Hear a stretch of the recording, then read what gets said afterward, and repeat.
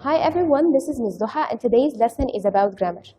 But before explaining it, I want to ask you a question that you will be able to answer by the end of the video.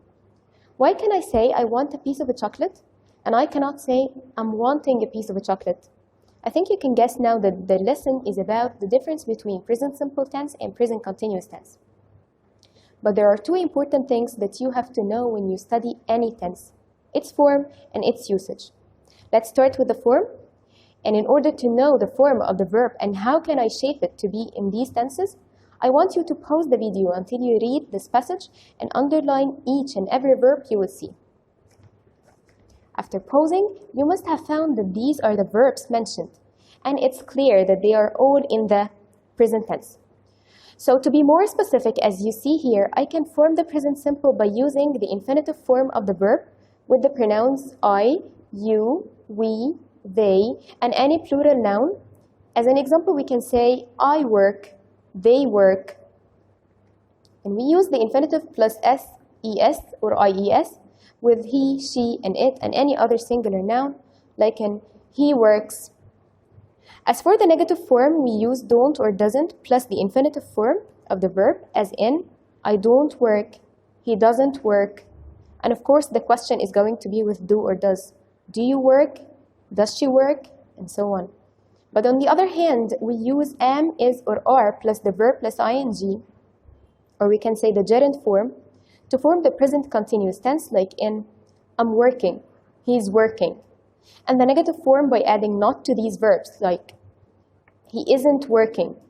But remember that there is no contraction form for am.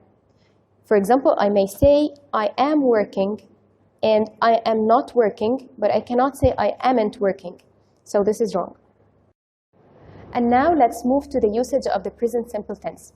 I can use it with facts or any general truth, which is known by many people, like in the sun rises from the east. Notice here, rises has an S at the end because the sun is a singular noun. I can also use it with habits or daily routines, as in I drink a cup of coffee daily. Notice the verb drink here is in the infinitive form because of using pronoun I.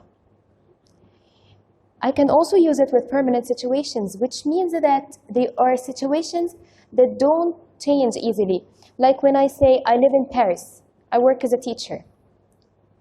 And the last usage is with scheduled actions that follow a timetable, like the train leaves at 8.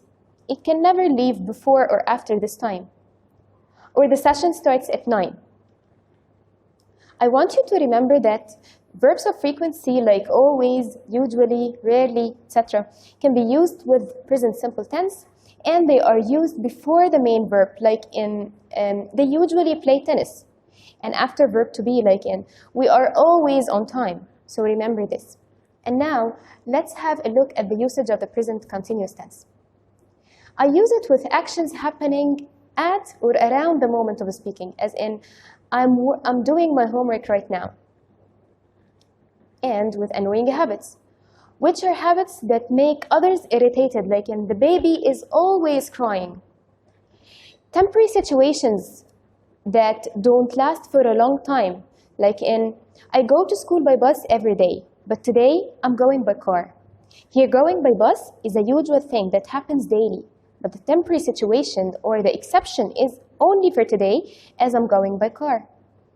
And the last usage is for future arrangements, which means that you already have a plan for something in the future and you have fully arranged everything for this, like in I'm traveling to America tomorrow, meaning that you have packed your bags and booked your tickets and you're ready to go.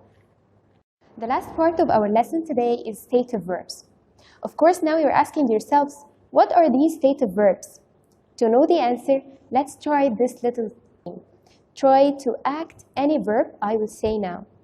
Play, read, eat, drink, love, want. Can you? I know that you cannot find suitable movements to act the last two verbs. This is simply because they are stative verbs that present a state of mind, not an action. And that's why the verbs that you can see right now cannot be used in any continuous tense. I think you can now find an answer for the question I asked at the beginning, right? But as you know, we have an exception for every rule. Here are some tricky cases that you must notice. See the verb taste here in these sentences? The coffee tastes nice, and the man is tasting the coffee. The verb taste in the first sentence means the original taste of the coffee, which cannot change, and that's why it's a stative verb, and it's mentioned in the present simple. But in the second sentence, taste means that the man is doing some movements to taste it, which is a movement and should be used in the present continuous. Another example is, I have a car and I'm having my lunch now.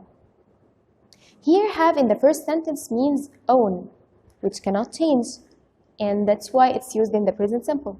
But in the second sentence, means eat, which expresses the movement that changes all the time.